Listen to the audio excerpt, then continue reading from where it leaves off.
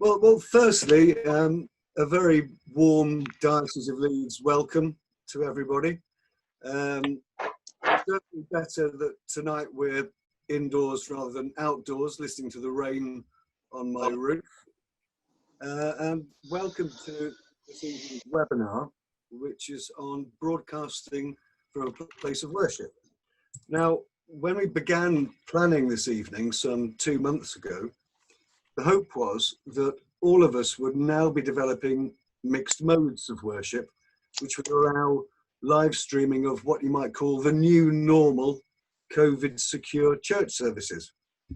And our thought was to provide a useful downloadable PDF toolkit packed with advice on good practice, and that including the purchase of good kit that will suit particular needs. Our hope was that this was part of helping us all build back during Advent and really making Advent a strong online event. And importantly with that, the opportunity that Advent and Christmas always brings to reach out to our communities, and this time through online worship, what is such a special time for everyone. We've created the new broadcasting guide, which we'll introduce to you this evening. But however, the new lockdown measures from Thursday will obviously impact on people's plans for worship in the coming month. But there is still hope for Advent. But there are clearly big ifs attached to that. If from December the 2nd, the 3-tier system returns, then there's no reason why services may not resume with the necessary health protocols that existed for areas that were in each of those 3 tiers. But as we also know, there are so many ifs swirling around the current situation. As you know, guidance, rules and regulations are still being worked on by the government, and the Church of England is in the process of working out its own interpretation of how the new lockdown measures will impact on worship in the next month and beyond. But the point of this evening is that there is so energy and we can use and so much positive work we can do, because it's all about working to share our good news and how we can share that more widely, more clearly and more effectively. And that's the purpose of this evening, using the modern methods to share our good news. I'm going to pass on to you may well know him, our excellent digital and social media officer, Richard Earnshaw, who is pretty much going to be running this evening's programme. But firstly, just to introduce and welcome some of our guests. We have Lisa McIntyre, who is the I'm not overhyping her when I say she is a real expert, and she's also the Diocesan Advisory Committee Secretary. You may have seen an excellent video which Lisa did for us, which we put out this afternoon. We also have Father Gary Waddington from St Wilfrid's in Harrogate, who has been exemplary in the way that he has led in interpretation and understanding of the whole COVID-19 issue from when it first began. And he'll talk about how they're live streaming and broadcasting from St Wilfrid's. And perhaps at a different end of our worship spectrum, we have the brand new Church of Fountains in Bradford represented this evening. Johnny Mansfield is going to talk about how they have set up and how it's such an exciting project. It's almost within fingertip reach when that church will open, but Johnny will tell you all about that, I'm sure. And with us too, again, another expert, we have Archdeacon of Pontefract, Peter Townley, who is the chair of the DAC. So Peter's in the audience, and any input that you wish to make, Peter, at any time, always more than welcome. Yes. So I'll pass you on to Richard now, who will actually introduce this 28, well, let's call it 30-page toolkit, which we've provided, which you may have already seen. We sent it out last week. Richard, over to you. Brilliant. Thank you so much for that, Chris.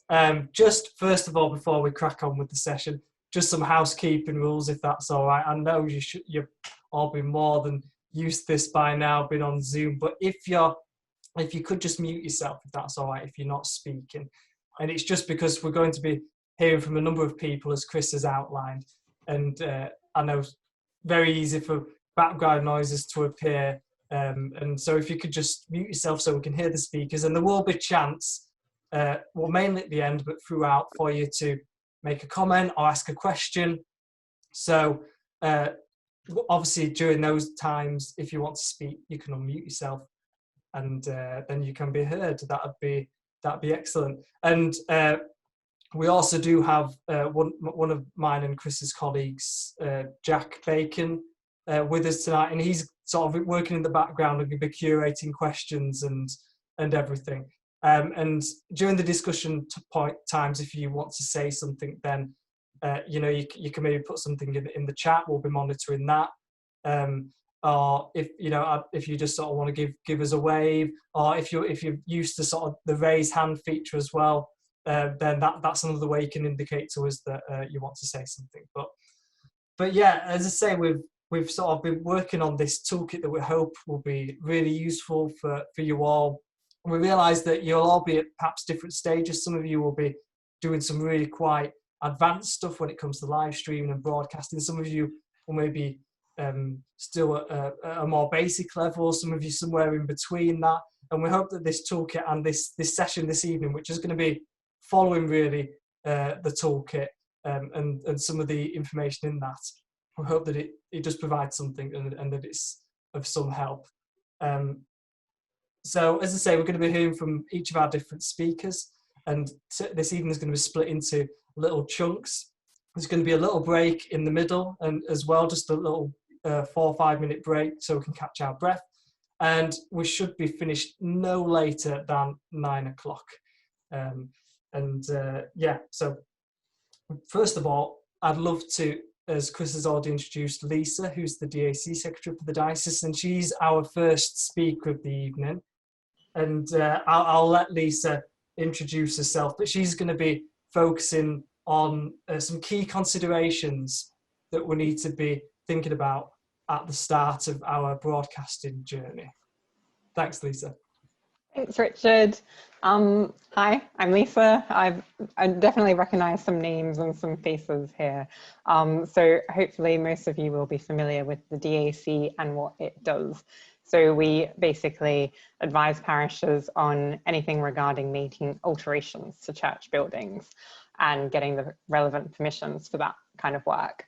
And so I'm here to talk about some of the matters around the physical aspects of having to of streaming and putting in the equipment to your churches, and kind of emphasize that the DAC is here to assist and advise you on the best approach. And the good news that you often won't need permission to do a lot of the kind of stuff that, especially to get started on streaming in churches. So that's the good news, but also we try and keep things as uncomplicated as possible, even if you do require permission.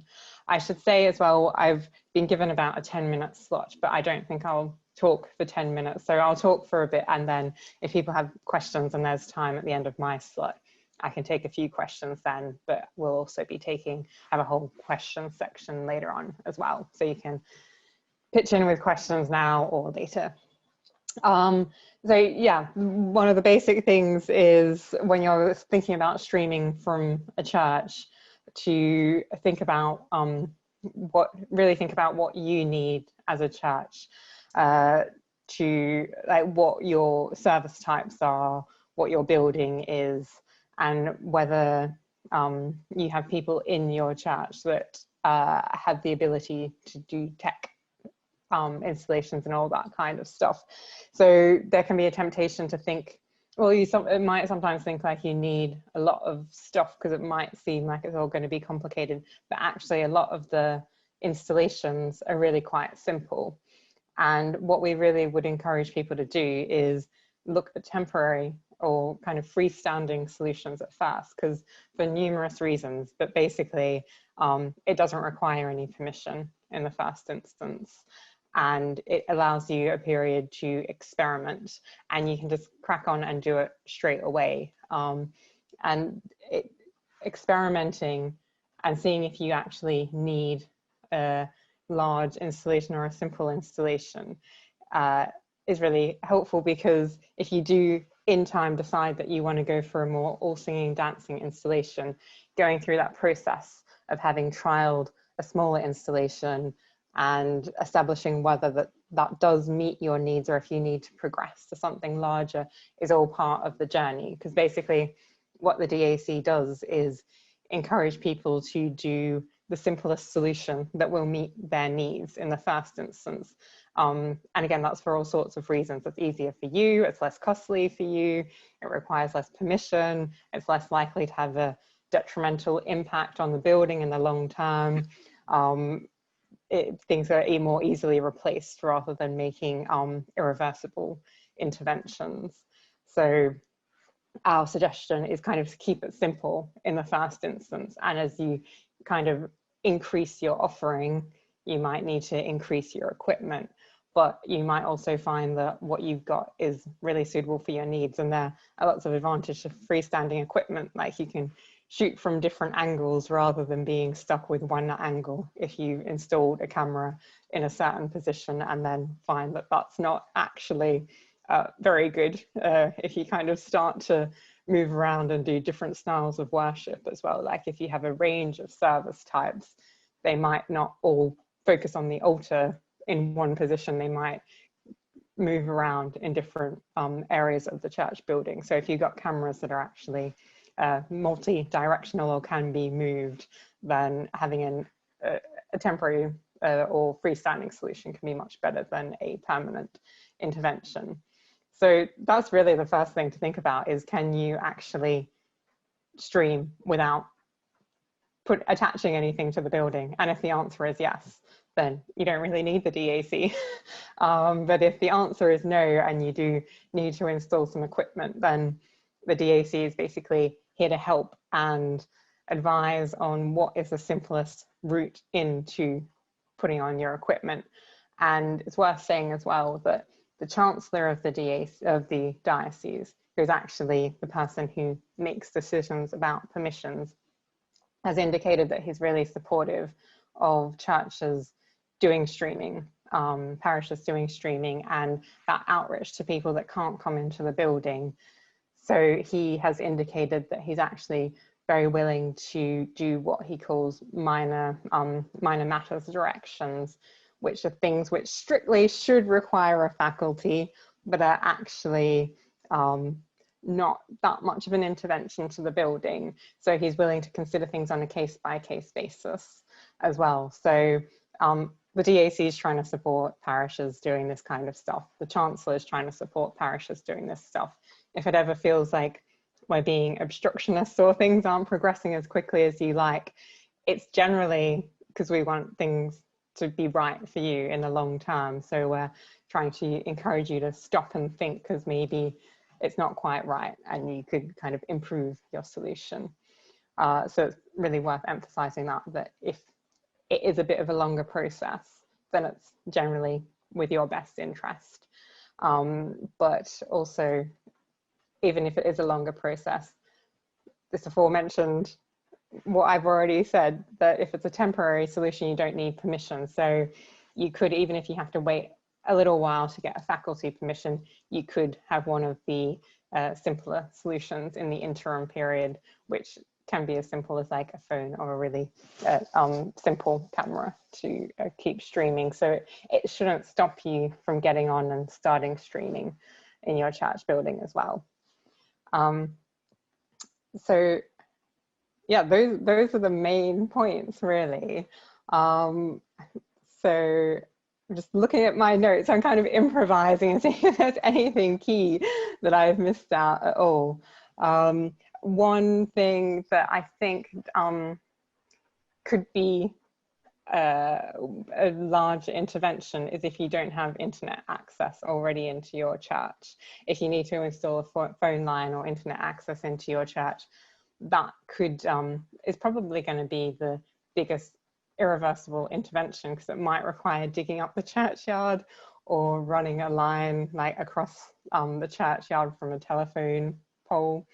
So that is something that might impact your ability to stream live, but you can always, even if you find that it takes a while to get an internet access because you have to go to providers and find out from them about whether they can install what they've got in your local area, how they might route a cable into your building, etc., etc. That can be quite complicated, but like I said, there's a kind of short-term solution of you could just pre-record in your church building, and then I think others will probably talk about, you know, lining things up so that things are set up to go out at a certain time, even if it's not live from the church building. And the advantage of that is you can do fancy editing and all that kind of stuff, and you don't get embarrassing. If something embarrassing goes wrong, you can edit it out. So yeah, I think the key things are you can get on with a lot of work without any permission, quite easily, probably quite cheaply. Richard will probably talk about some of the simpler solutions. And as you kind of progress to more larger installations, then the DAC is there to support you and help you to get it right and to think about your building. And we are equipped with all sorts of experts. Chris claimed I'm an expert. I don't know that I am. Maybe with some of the legislation. I'll just interrupt you because there's a wonderful bit of expert input into our diocesan toolkit from the DAC, which says that if you're talking about bringing cables into your church, it's better to use the church path rather than presumably get the digger in munching up the graves, which I think is a top tip. Use the path, not through the graves. Okay. All right. Well, even if I can't answer your questions, we got 3 audiovisual advisors who all have slightly different expertise in terms of sound, visual, Wi-Fi installation. So those people are all on call to support as well. So having said I won't talk for 10 minutes, I've talked for 7. But if anyone has any questions, I've not been keeping an eye on the chat, so I don't know if there has been.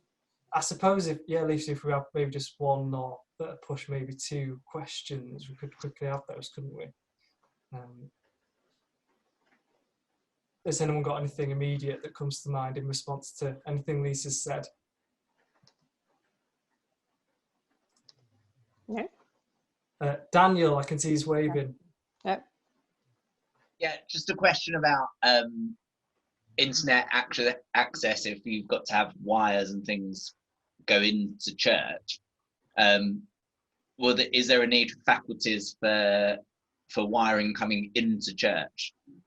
Well, yeah, strictly yes, but our Chancellor has said that he's happy to deal with the bringing cables into churches under a minor matters direction. That is a case-by-case thing. So if you have a church that is more heavily buried, or if you've got one that's in a conservation area and you have to run wires across from a telegraph pole or whatever, it could be a bit more complicated, but he's definitely indicated, because it's not strictly left out of faculty, strictly it requires a faculty, but he's very willing to consider parishes coming directly to him and giving a minor matter direction. And there's been several he's done that for, and I can't think of any he's actually turned down either. Stuart. Yeah, Richard, could I just come back on that?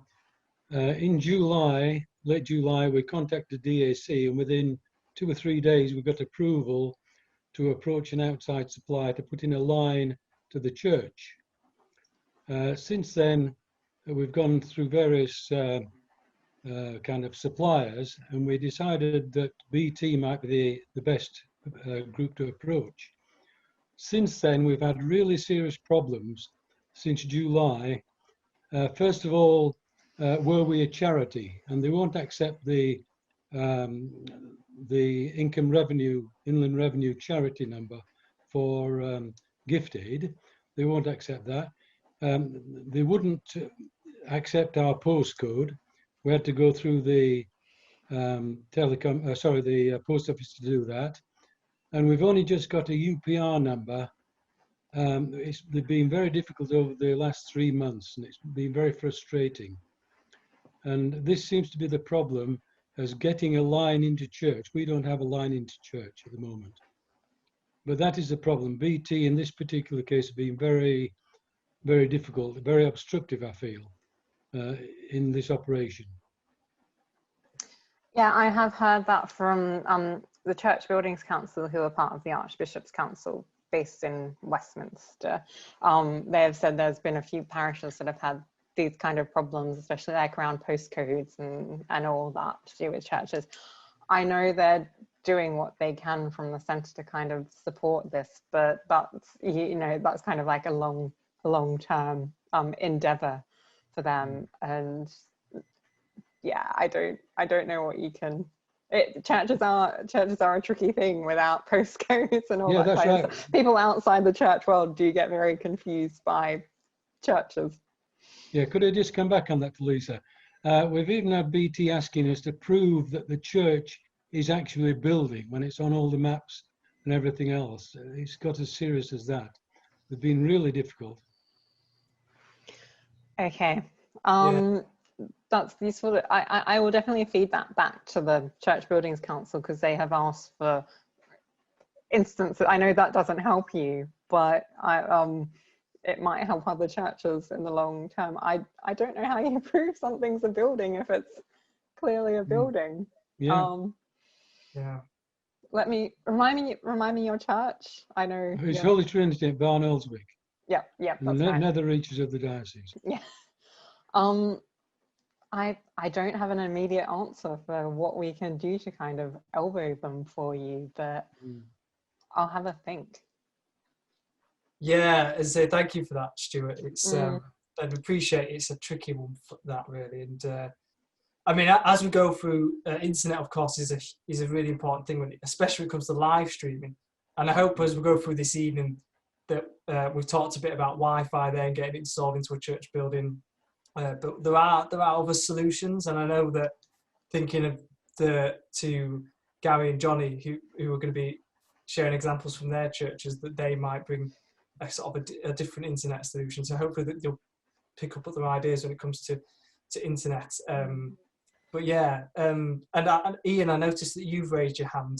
Apologies, time is just sort of passing, but we are having a discussion at the end. So if you can save your questions if you've got them, then we will have 20 minutes at the end, and Ian will make sure that you're the first one to be able to ask something. That'd be brilliant. But thank you, Lisa. So just before that was just really good to hear about some of the key considerations, and Lisa, raises some really great points there about thinking about what installation works for you, and maybe starting small, something that's temporary.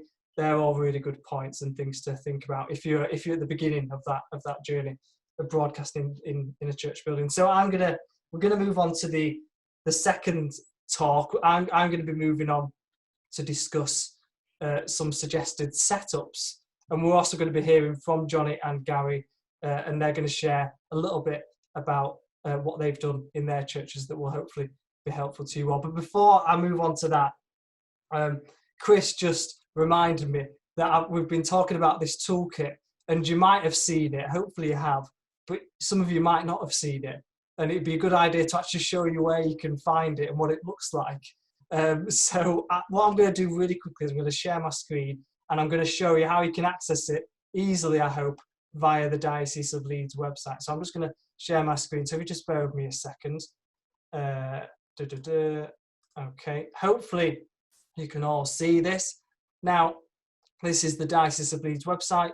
You might be familiar with this section. This is the COVID-19 section of the website, and you access this via the blue button that's found at the top of the website, and it can be accessed on any page of our website. So this is the section. And you can see on the left-hand side, there's various options. One of them is broadcasting worship online. If you click onto that, then it takes you onto a new page that is for the toolkit that we have produced collectively. And you can access it via the link here or by clicking on the picture. And if you've not had enough of Lisa tonight, you can actually watch a video of Lisa sharing some more top tips. So I would advise going to that and watching her video. But if you click on here, then it brings up the toolkit. And this is what it looks like. It's this blue cover. And as Chris says, it's about 30 pages. And obviously we're quite biased and we've written it, so we would recommend it as a good read. But no, do go and check it out. And this toolkit will hopefully expand on some of the things that we're sharing with you tonight. So that's the toolkit. Okay, so talk to suggested setups. So when it comes to the equipment needed to broadcast a worship service, there's a variety of options available. And I'm sure if we went around all of you tonight, we'd be able to just have a whole host of different ways of being able to broadcast from a place of worship. And what option you go for often depends on a number of factors and what it is you're trying to achieve. So before purchasing the equipment, and this is repeating some of the good words that Lisa said already, but before purchasing the equipment, it's a good idea to take stock, look at what you already have, your budget, and think about the style of setup that is going to work best for your church and your setting. It's amazing as churches how much audiovisual equipment you will have built up over the years, and I'm sure much of that can be used for streaming or for broadcasting worship. So when broadcasting online, particularly if you're looking to live stream, because broadcasting, it's not just live streaming, you can pre-record things, of course, and post things, but there's a number of key ingredients that you need. So one of those is a visual source, so a camera.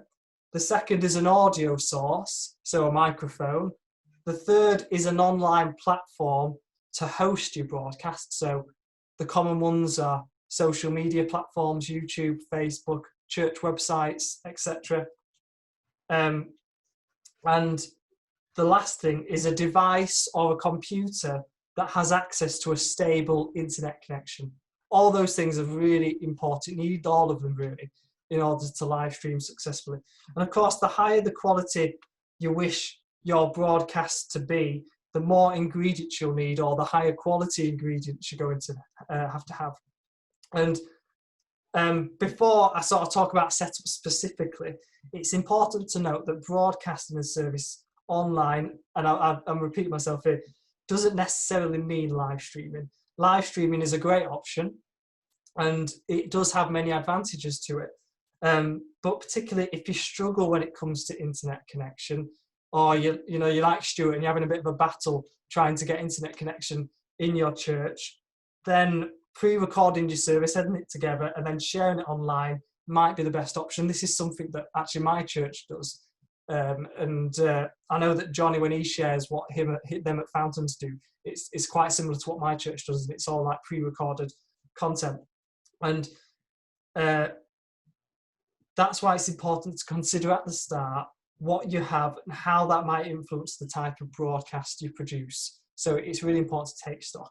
So the setups, now I could spend hours going into detail into all the setups you could have, all the equipment you could buy, but I realise I probably don't have the time to do that this evening. And we have actually done a lot of that in our toolkit, so I don't really want to just read what's in the toolkit. I know that you can go and do that yourselves. But in the toolkit, we've got 3 different setups, 3 suggested setups, and these are by no means the only ones, but each one has a different level of cost and difficulty, and which is the best for your church will vary, again, depending on some of the factors that's been mentioned already. And as I say, I won't go into each of the setups. I'll leave you to read through the toolkit. But I mean, we do hope that, one of them will act as a good starting point, or maybe a way that maybe you're already doing one of them and you can jump to the next one and go more advanced and sort of work your way up. We hope that's the case. But it is by no means an exhaustive list. There's tens of ways that you can do live streaming and broadcasting, and you know there's many of them are very, very good. So there's many other setups that churches are using, and they're all proving very effective. Now in the guide we have also included some case studies, examples from churches across our diocese who describe the types of setups they use and what they have learned along the way. And as you know, representatives from two of those churches that have contributed to our toolkit are here tonight. And at this point, I'd like to just pass to them, and they're going to just briefly explain their setups and how they live stream or broadcast their worship services. But before we hear them, I just want to just quickly go through, I suppose, just some brief top tips that might be helpful when you're thinking of setups. So the first one I'd say is invest in sound.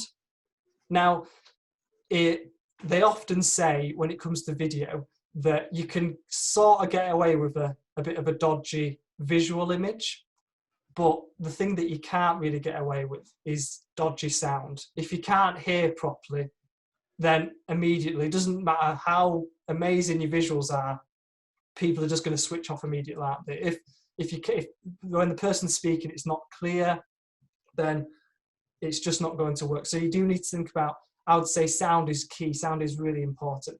And of course, you know, many of you might stream via a smartphone, a tablet, and yes, they have sort of decent built-in microphones in them, but I'm sure you will, if you're in a big church hall, and especially if there's multiple people speaking, then it's not always the best. So you need to be thinking about external microphones, other solutions that you can improve and enhance the sound. And the next thing would be to think about lighting. So again, lighting obviously to do with the visuals, and it's just again making sure that the subjects, the main things are well lit. And this is for a number of reasons, just obviously so the people watching can see who it is speaking.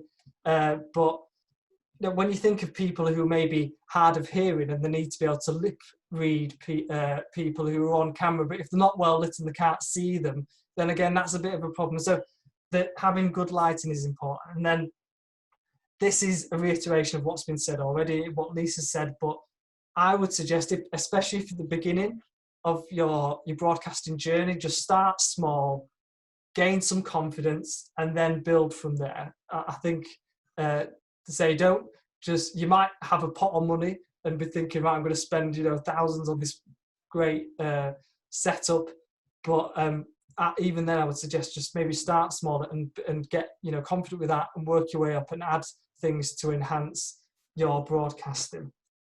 So I'm just going to then now pass on to, well, Gary, are you okay to go first and just sort of share briefly what you do at St. Wilfrid's? Hi, yeah, no problem at all. Thanks, Richard. Thanks for your introduction, Chris. Thanks for your very kind words at the top of all of this. St. Wilfrid's, for those of you who don't know it, St. Wilfrid's in Harrogate is a barn of a church. It's one of the largest parish churches in the diocese. And the Sunday before we had the first lockdown, we decided perhaps we ought to get our game in gear.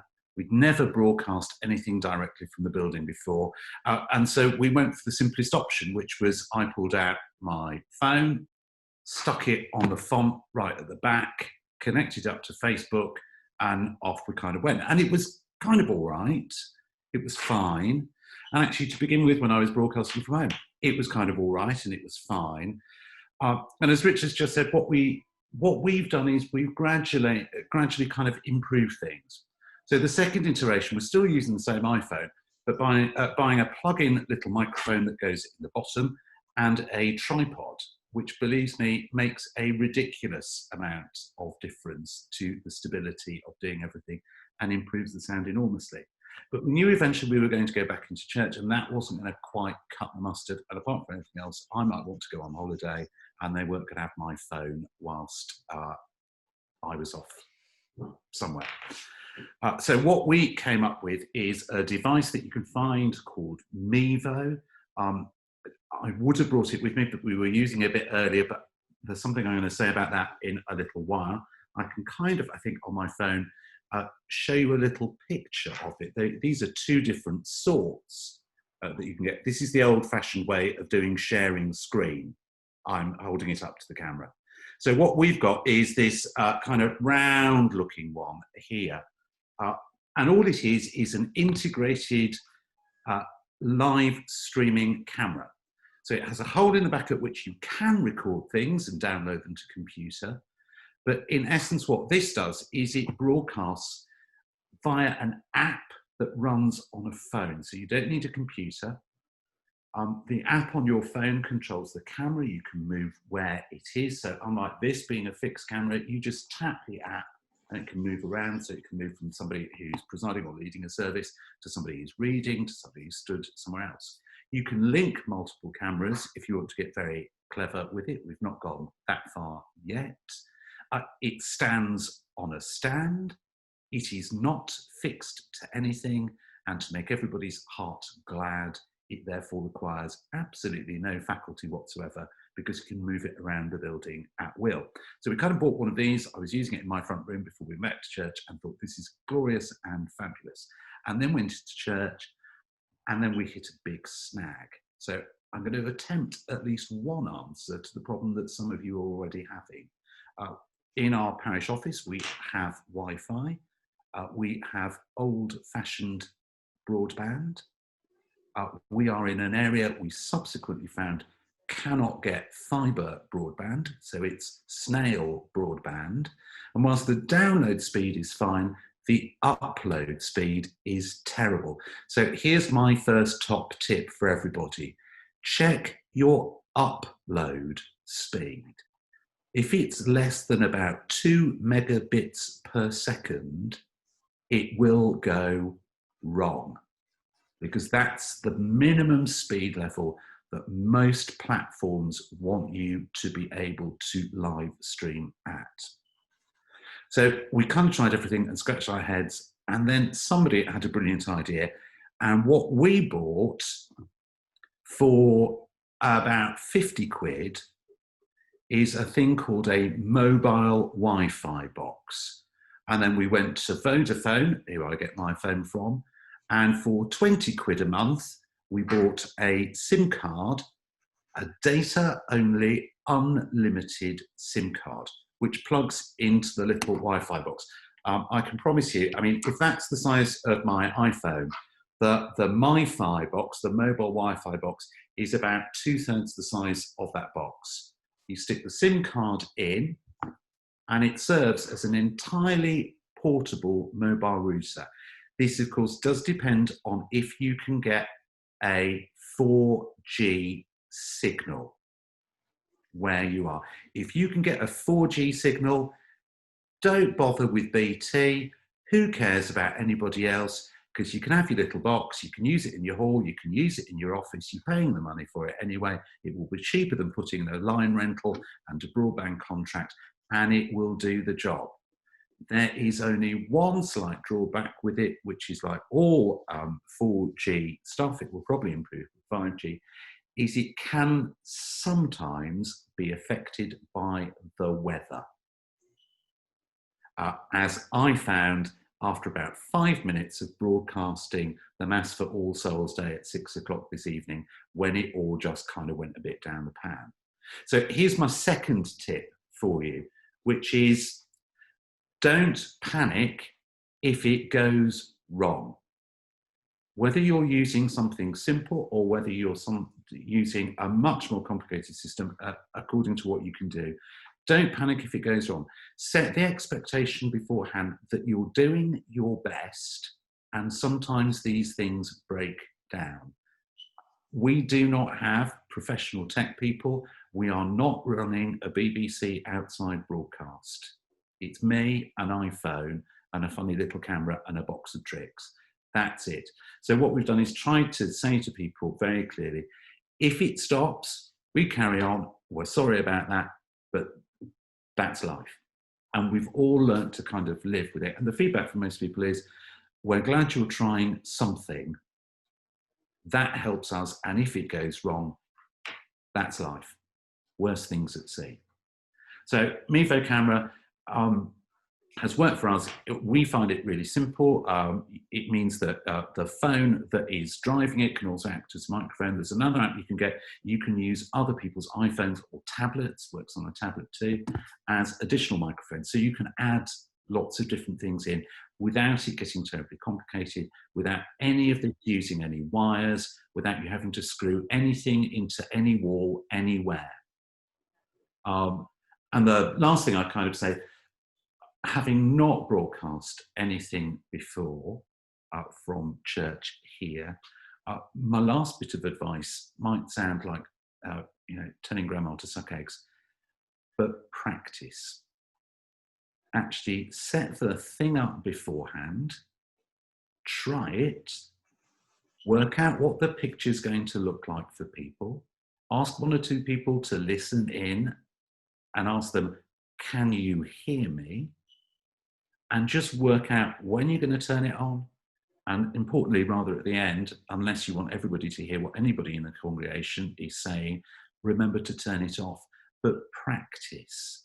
And that way, what it will do is it decrease my absolute anxiety level before starting to do this. Now, I just kind of walk in, I press a couple of buttons, it goes on, and I leave it go, and I've completely forgotten it's there. I just carry on taking a service that now just happens to be live streamed. And if you want to kind of see what it looks like, the parish has a Facebook page. You can kind of go look at it. You can see what sort of thing it looks like, but it's easy and doesn't need 57 people driving the deck of the Starship Enterprise. Amazing, Gary. That's really good. You're not being paid by Mevo, are you? Because that was very convincing. I've got to say, I want to go and buy one of these now. It sounds very good. Other cameras are available. I should say what we paid. We looked on Amazon and we just had a very good offer, and it cost us about £300-400, which is not peanuts, but it's not as much as we could have ended up spending. So shop around a bit.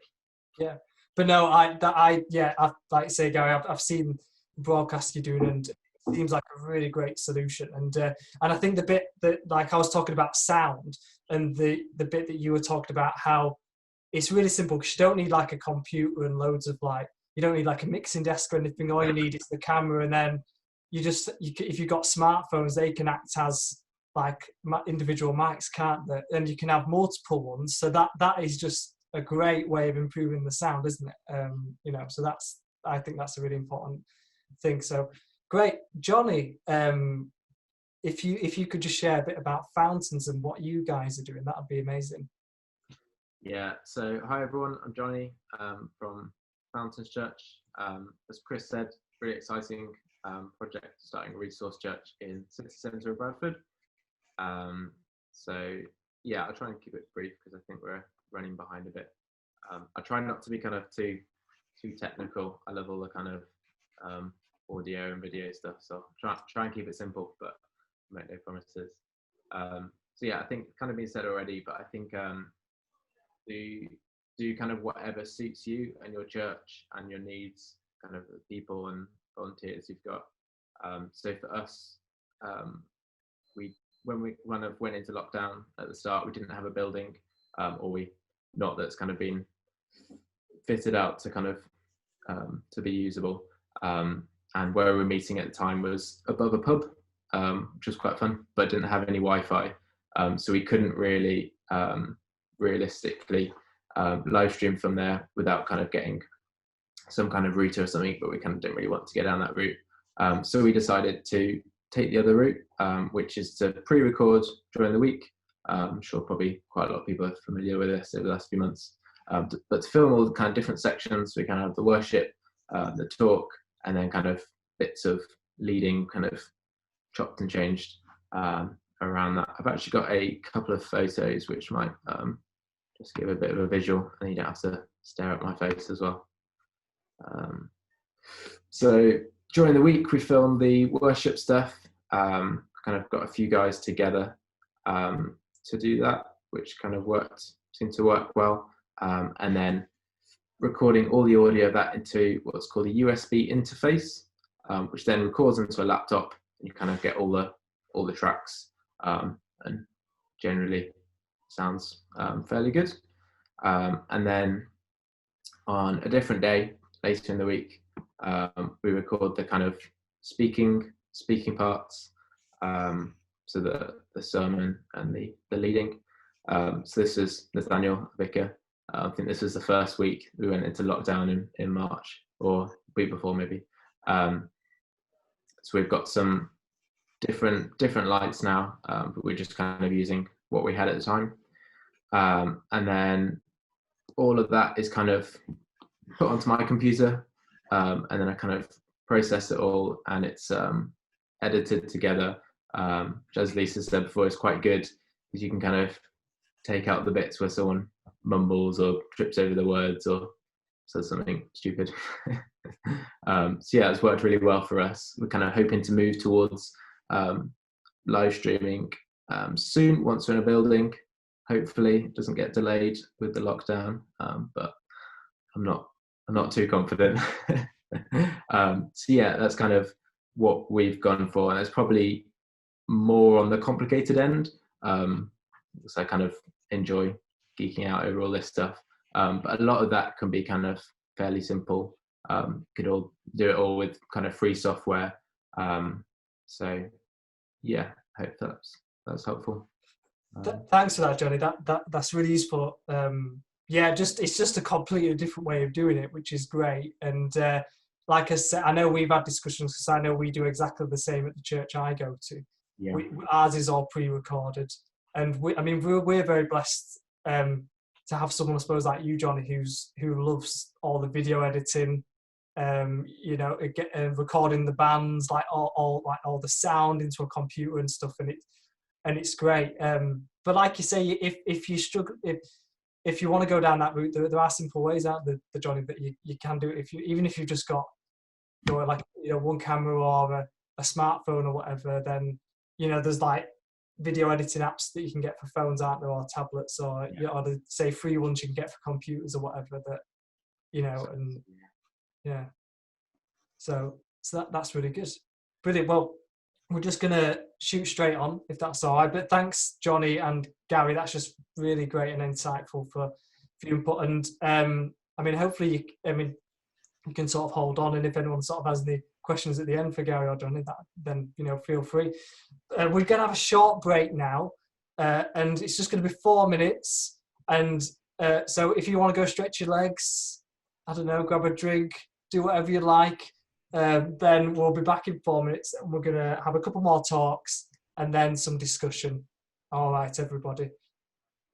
Well, I hope everyone's had a nice little break. And I realise there has been a few questions in the chat, and we're just going to save those. Jack, I know, is making a list, and we'll have a bit of discussion at the end, but thank you for those. We're just going to finish the rest of our input. And we've just got a couple of briefer talks now before we have some discussion together. I'm just going to start off by talking a little bit about being inclusive when we're doing our broadcasts. And then Chris is going to finish us off with a little bit of something as well. Okay, so being inclusive. So I suppose just as we would be inclusive and welcoming when visitors come into our physical church buildings for services, it's important that we remain so online as well. And we need to broadcast our services in a way that includes as many people as we can, just with any service or event that we would host as a church. And yes, our online services, they are perhaps for our regular congregation members, especially over the next few weeks as our buildings are closed for services. However, it's a brilliant opportunity to reach people who've perhaps never even been to your church before. I'm sure many of you will be able to testify to others who you've been able to engage with whilst being online. And therefore, we need to remove any potential barriers that there might be, and we need to try and deliver our broadcasts in a way that reaches and speaks to a whole host of people. That's a challenge, but I think it's really important. So how can we be inclusive? I'm just going to give you a few quick points, and I'm sure there's many others that can be added to this list, but here's just a few. So number one, we need to make sure to welcome everyone and presume that someone new is watching and explain things for them, so just saying hello. And I know it's so easy. We've found it, I know, in our church when we've sort of led online services, and you can so easily sort of slip into like the in-jokes, can't you, and things that everyone in your congregation knows, and everyone in your congregation knows. But when you're online, there might be someone watching who might not be part of your congregation. So just welcome everyone, presume that everyone is there's someone new watching. Include content from people who are maybe not present, and I suppose that's where Johnny and Fountain's method really comes into its own, because they sort of can pre-record stuff and edit it as many little bits in as they want. But you can do that with live streaming if you want as well. So for example, the reading or prayers could be pre-recorded by someone who's attending online, and that can be shown in the service. So that just mixes it up and it includes others. And think about our language. So will everything we say be understandable? Remember, not everyone watching will know who is in your church. It's a classic one, isn't it? And this is going back to one of the services, and I think probably when I was speaking, but you sort of come to the end of something you're saying, and then you say, go, contact Tim about this. And it's like, well, I know who Tim is. Others in our church know who Tim is, but does everyone else know who Tim is? And it's so easy to slip into that, but we've got to just be quite careful. It's a global audience almost when you're online, and so think about your language. This is a good one. An online host could be appointed to engage with those watching online. So I realise that some of you may be on your own and you're leading services on your own, and this makes it more difficult, but maybe is there someone in your church who could be an online host, and their job, I suppose, would be sitting behind the phone or the computer, replying to any comments that are shared, and overseeing the online content during the service, maybe messaging a welcome to everyone, posting links to stuff that's useful. And next, consider viewers who may be hard of hearing or have certain disabilities. So this again is really important. So some, like the Church of England, in their national digital services, they include signing in their services, which is brilliant. And some also use subtitles as well to enable those groups of people who are so they can be hard of hearing, so they can follow the service more easily. It's important to consider others with different disabilities as well, making your broadcasts as accessible as possible to those who may, for example, be autistic, or they may have low vision, for example. So another tip would be to make sure the speakers are well lit. So this is going back to the lighting point, and maybe make sure the speakers aren't too far away from the camera. And this means that anyone who reads lips, that they can do that more easily. And if you're sharing text, make sure it's big and clear enough for those with low vision. And lastly, remember length as well. Now, it's been proven, hasn't it, that there comes to a certain point when you're on a Zoom call like this, or you're watching an online service, that people lose focus and they lose concentration. And so if our church services are going on too long, then you're going to lose people, I think, after so long. So I know that church I go to, we made a bit of a conscious decision to almost shorten our services for the online world. And I'm sure some of you have perhaps done that as well, but thinking about your length as well. So that's just my points about being inclusive. Chris is now going to quickly just share one or two things, and then we're going to have our time for discussion. Yeah, one of the themes of this is striking the right balance. And one of the balances that we need to strike is, while we're wanting to reach out to new communities, we also need to recognise that some people within our own communities may not be particularly comfortable with live streaming or being filmed. And so it's just a very brief reminder regarding, well, I was thinking about it this evening. Do you remember when GDPR was the most worrying thing that we had to consider? Seems like halcyon days now. Anyway, regarding GDPR, it's just a reminder that the existing protocols when it comes to gaining permissions from any adults who are identified in filming, that's vital, and obviously gaining permissions if children are used in any imaging that takes place, getting permissions from their parents or guardians, because for the whole thing to work, everyone has to be comfortable with it, and so it's not just about big issues of safety and security. It's also about everyone being happy in this new changing environment. So it's really just to flag up. There are things you can do. For example, you can set up photo or video-free zones in your church, just marked areas where people can sit. They may be comfortable. People may be comfortable 90% of the time. There might be 10% of the time when they're in an emotional position where they don't want to be seen.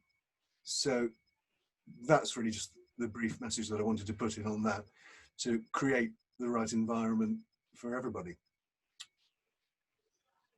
That's it, Richard. That's great. An important reminder, Chris. Yeah, just one last thing actually I forgot to mention just before we have our discussion, and thank you for the comments that people have been sharing in the questions. We'll try and get through them all if we can.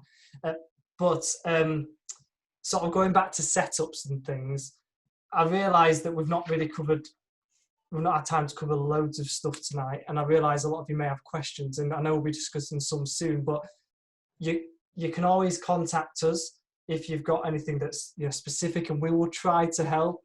I mean, we're learning through this process as much as I'm sure all of you are, but you'll know you'll have my email address, or maybe the communications at leeds.anglican.org email address. We're happy to sort of take queries, and we might not always be able to have the answers, but we hopefully can pass them on. Maybe the DAC might be able to help or whatever, but that's just one thing.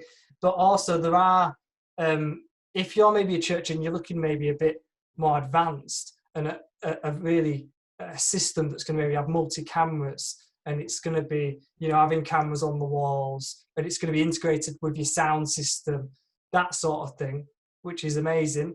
There are professional AV companies out there that do these types of installations, and there are churches in our diocese that have had those installations done this year, and so I can't promise you that we'd be able to sort of help you with that type of thing, but I know that Lisa and the DAC do have a list of reputable companies who they can point you towards. So, again, get in touch if you want those contact details. But always bear in mind, obviously that will cost money, but if you're wanting that type of thing, that you need professionals really to do that sort of thing. Great. Right, so we thank you everyone who's taken part. We've got 20-25 minutes to take some questions, have some comments, and so Jack, if he's still here, I hope he's just been keeping an eye on questions and things. And I know, was it Ian who was the first one that posted something, that raised your hand? We'll start with Ian, and then we'll work our way through some other things that you've got to say. Okay, thank you, Richard. First of all, the question that Stuart asked originally about our charity number. I had this problem with Virgin, and I gave them the church commissioner's number, and they accepted that. Whether I was right or not, I don't know. And Virgin... I know our stewardship team, because charity numbers often are relevant on grant applications. So our stewardship team do have an answer to questions about charitable status. I can't think of them off the top of my head, but if you dropped a line to me or Richard, we could redirect to stewardship. Yeah, okay. The second thing, really, somebody else said they'd done well with Virgin. I had problems with Virgin. I found them pushy before they finally decided that they didn't have any infrastructure near our building. So it wasn't going to be possible to be connected, although they were much cheaper than BT and offered a good upload speed. which seems to be something the others are reluctant to give any information about in terms of domestic broadband. Business is very expensive, but I wonder if it's something the diocese could look at organising information on potential suppliers and use the synergy of a potentially large group of people wanting to use their services. That's it, thank you. It's an interesting, an interesting idea. I don't know. So you're kind of suggesting if there was like a kind of group of people like to strike a deal, if the diocese could strike a deal on behalf of parishes. Yeah. Yeah. Well, it's not, I'm sure Chris could kind of take that to the kind of some of the leadership. I think that's a big piece of work, but realistically, it's only just now that we're all getting bedded down and realizing that this is the new normal and this is for the foreseeable and unforeseeable. So I think that's a really good suggestion, Ian. I think that's something to talk at senior leaders meeting with regarding finance and the overall view of that. That's a really good thought. Thank you. Okay, thank you very much. I can imagine it might be something that the National Church would take up as well. I know they did stuff about negotiations on deals for telecoms. Well, there is the time. There's been the time. Yeah. Amazon and Alexa. So that's not something which the National Church is shy of. But it's whether or not we could reach a regional deal. Yeah. Very good thought. Thank you. Jack, who would be next? Is the next question. So Tom wanted to ask a question earlier. He was next on my list. If you'd like to ask your question, Tom. Yes, it was really about fly on the wall kind of stuff where you don't want to drill holes in walls. So to have, I've seen at Mansfield, they've probably used a tripod at the back, but it's something that's high up for live streaming. Whether you can use suction pads, or I don't know if that's a parish buying thing, because it struck me that if it's at a height where you're level with someone using a lectern, or obviously at the back of church, something that can just provide a horizontal platform on a wall, that would be a simple way rather than using a tripod the whole time, because you're going to be behind people. So I'm just wondering if anyone's got any, I don't know if it's a DAC thing, about what kind of suction pads you can stick on a wall to then actually have a tripod on top of just a small horizontal platform for your tablet or for your mobile phone. I don't know if anyone's used anything, so I'm just thinking aloud. We haven't had that question because people probably presume that they wouldn't need permission. So I wouldn't know, but I imagine there are also kind of mechanisms like more like clamp things. Like if you had a bit of architecture or something that you could kind of clamp around, I'm sure. But it is something that wouldn't come past the DAC because it doesn't require any like permanent thing on. That's right, it's not invasive. It wouldn't be. Yeah, okay. Sorry, just butting in. Things like photographers use things like, I think they're called gorilla tripods, which are like bendy tripods that actually kind of wrap around things, and professional photographers use them if they can't get a proper tripod in place. I don't know how many different sizes they come in, but they're like a kind of three-legged thing, but they're in sections and they bend around, and they might be able to attach around a pole or something that's on the wall already. Johnny's holding one up. Johnny, do you want to take yourself off mute so people can be attracted to you? Gorilla pod. This is a pretty small one, but you might be able to get a bigger one. Like bendy legs. Quite useful. Yeah. I mean, I remember I did some live streaming at Bradford Cathedral, and we used like a GoPro camera that was literally just taped onto one of the comms. I hope that was all right. No one's come back to me since. You know, so there's many ways you could perhaps do it. I suppose when people can't come into the church buildings in the next few weeks, it's sort of a lot easier, isn't it? Because you don't have to really worry about tripod's been in the way and everything, and that's all fine. But like I say, it's when you've got people coming, isn't it? And you want something that's not too intrusive. Yeah, I get that. So that's good. Thanks, Tom, for that. Thank you. What will be the next question? Martin Lawson, I think, had a question. Do you want to ask your question, Martin? It wasn't really a question. It was really an observation on some of the things that Stuart was talking about. We've had similar experience, and one of the issues seems to have been the disconnect between Openreach, who are the ADSL provider of internet, and the actual provider of the service. In our case, we tried to go with Vodafone, who promised us they would connect us for nothing, until Openreach came and had a look and then said, oh no, it'll cost you several £1,000s and all of that, stuff. So if you are going down the connection of internet into a church and you are looking at a wire connection, i.e. not fiber, then be prepared for that kind of disconnect between Openreach, who provide the infrastructure, and Vodafone or BT or whoever it might be, who actually provide you with the broadband service. In the end, that's where somebody like Virgin can be more useful, because by and large, there is no fiber connection into church buildings, and they know they're going to have to provide that. Therefore, they're able to quote you a kind of a more realistic price and not make promises that they actually can't keep. I got very cross with Vodafone, in fact, to the point where I wrote to the CEO. Didn't do any good, but I made my point, I think. Yeah, thanks, Martin. Richard Walker had a very good question. Richard, do you want to ask that and get some input from our team here?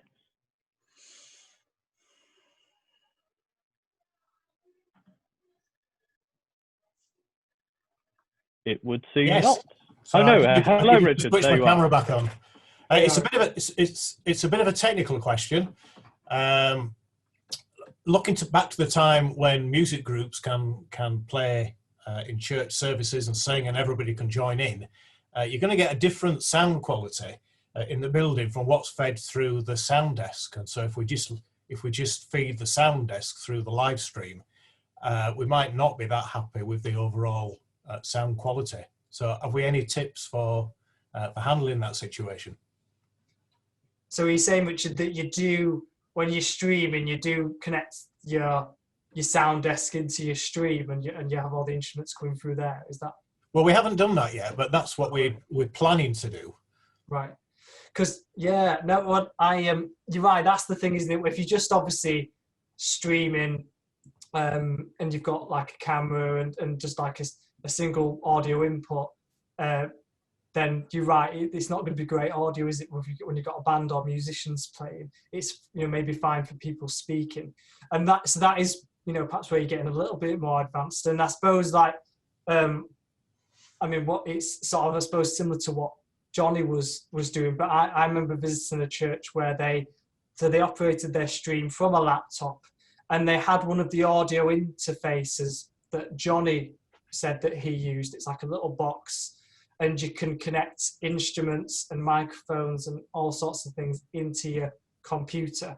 And they had one of those interfaces, but they actually connected a sound desk to the interface.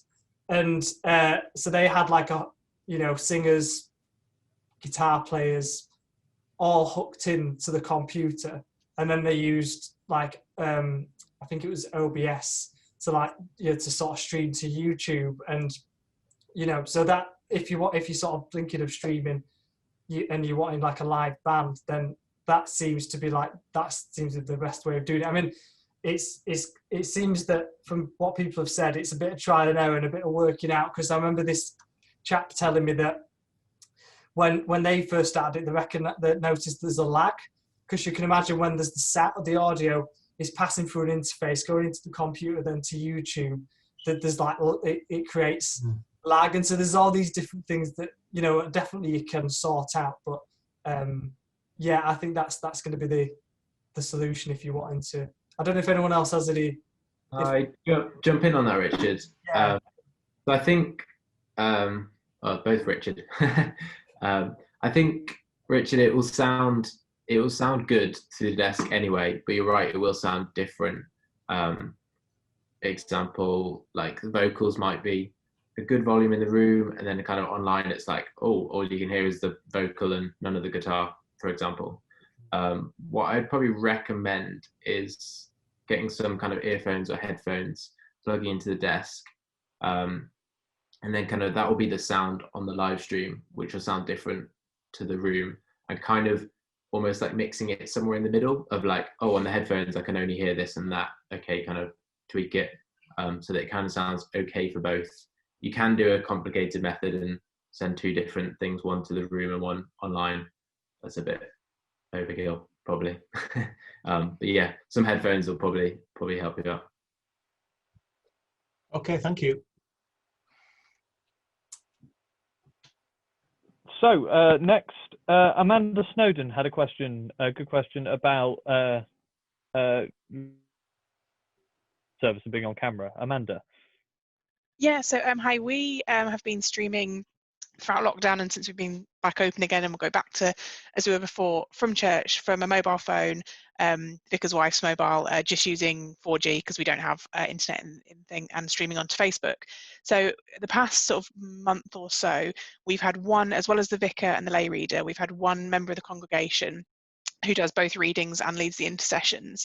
So we know that they know they're on camera because it's in front of them and we turn it and no one's complained or said anything yet. But just linking back to the GDPR comment, do we need to get their explicit or written consent that they are being filmed? Because then obviously we do save that and it's broadcast as well. So they know it and we know that they're okay with it, but we don't have it written down. Do we need that? It is advised. That's C of E advice. Okay. That you obtain that. I think we've got templates. Well, we've got if you want to contact us, if anybody wants, with all these things, please do contact us just at the communications email address and things like that. The template for permissions and for children's permissions, we can provide those. Brilliant. Thank you very much. I ought to say, we found one of the ways around that for us is when we send any readers' rota out, we put a little note on the bottom to remind them this is all being broadcast and to make sure that they're happy with that. And if anybody's unhappy, would they let us know and we'll sort all of that out.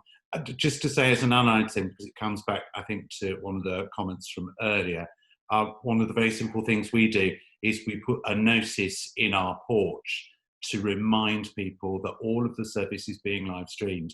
And whilst most people sit behind the camera, it just serves to continually remind anybody who happens to be visiting whilst we've been open anyway. Obviously, that will change a bit come Thursday.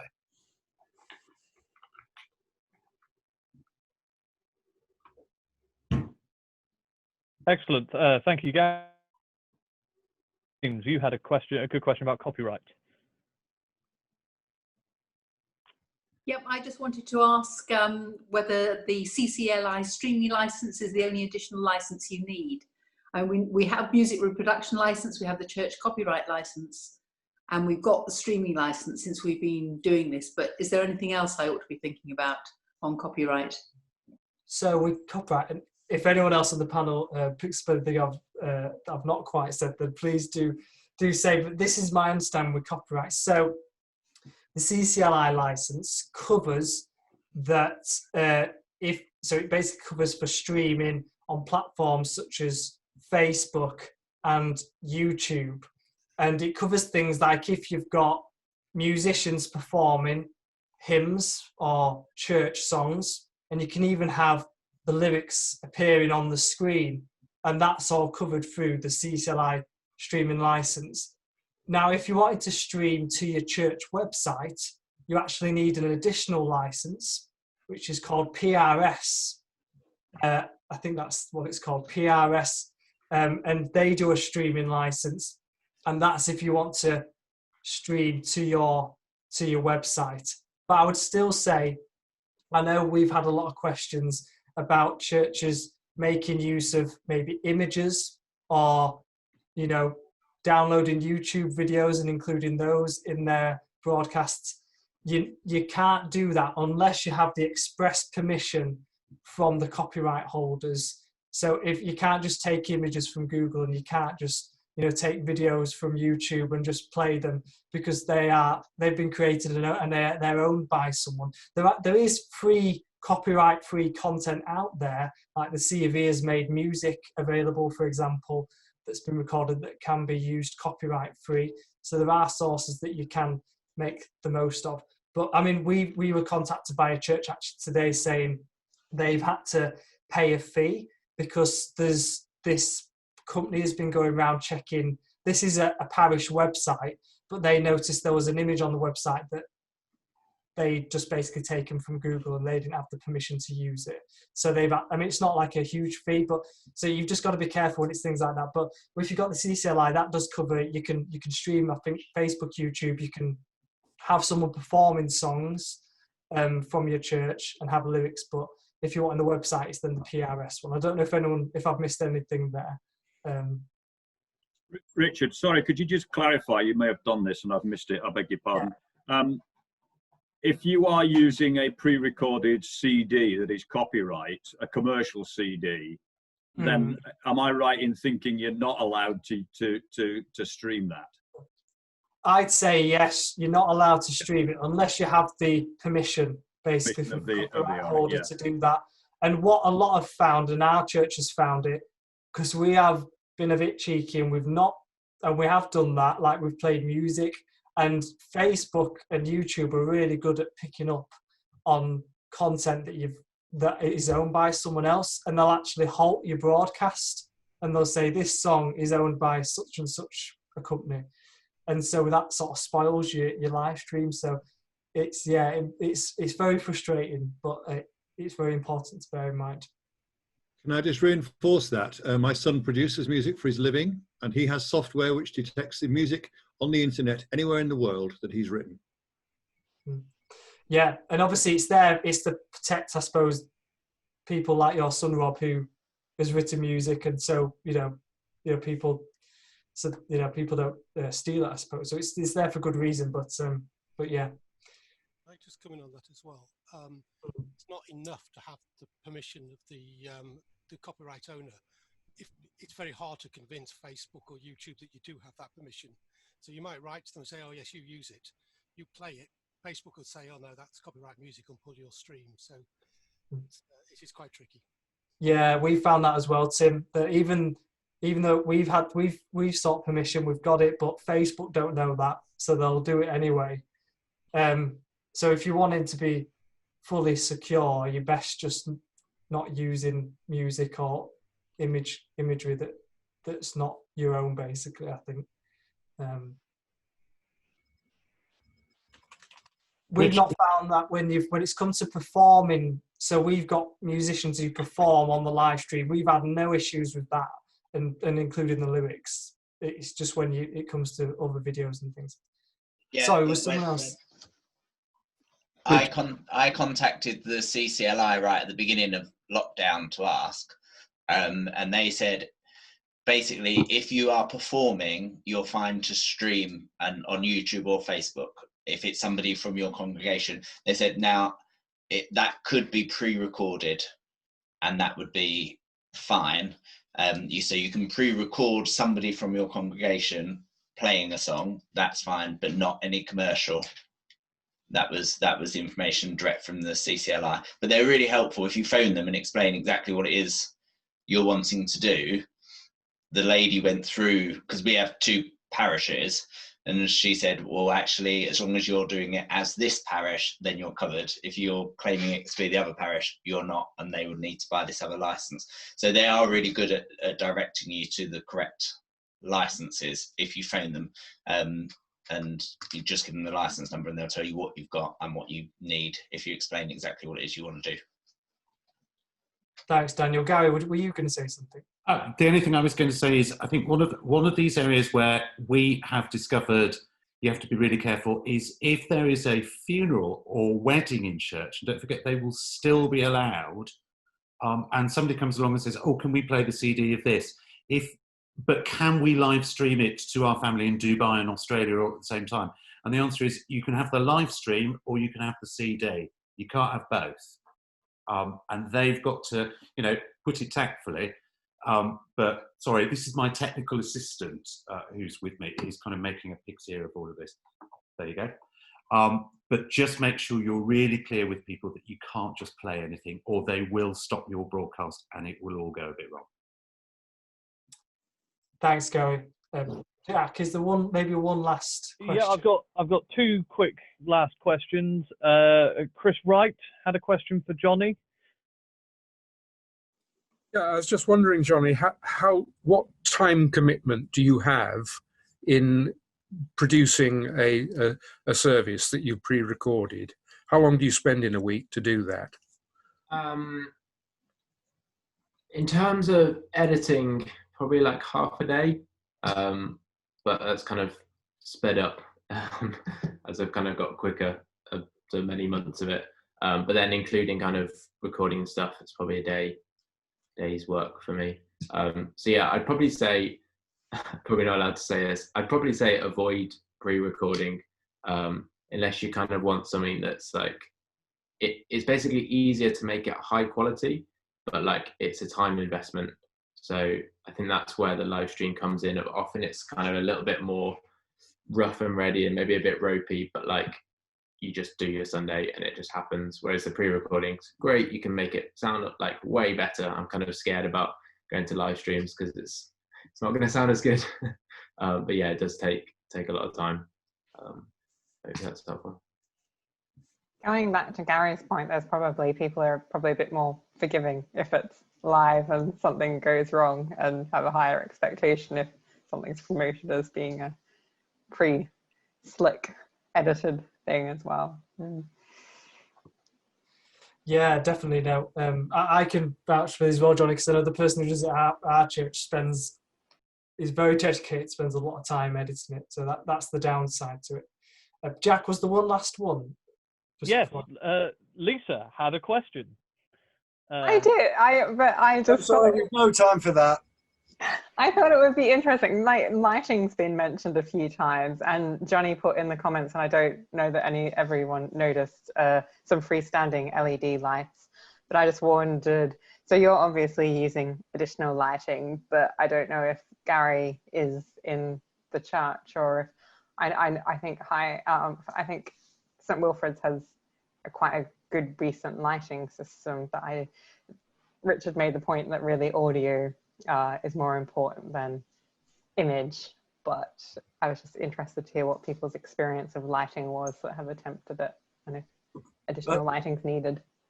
We have actually sort of almost run out of time, so I think we're going to have to take the decision that any further questions are really more than welcome. Please send us through any technical questions, things that we can't answer. We will find answers for them.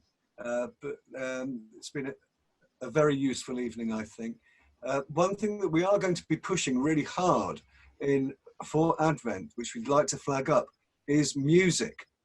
Music has been the great missing part of worship for so many people, and we're really going to drive a project where people can send us whatever music they want to make, however good, however bad, however ugly. Send us your music clips and we will get it out on social media to fill Advent with good sounds, hopefully. I'd just like to finish by asking Peter, Archdeacon Peter Townley, if he could please just say a few words of prayer as the clock ticks down to 9 o'clock. Thank you all ever so much for coming. It's been a very good session. We will do more. This is just, realistically, it's the start of the new normal. It's all become real now. Peter, you there? I am. Chris, many thanks indeed. And thank you, everybody. I think you're all doing the most amazing things. So thank you very much indeed for all that you're doing to keep the flame of faith burning brightly. All that you're doing to help extend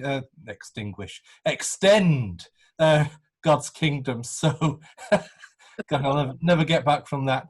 So many thanks indeed, everybody. I think you're all doing the most amazing things. Thank you. So let's have a prayer.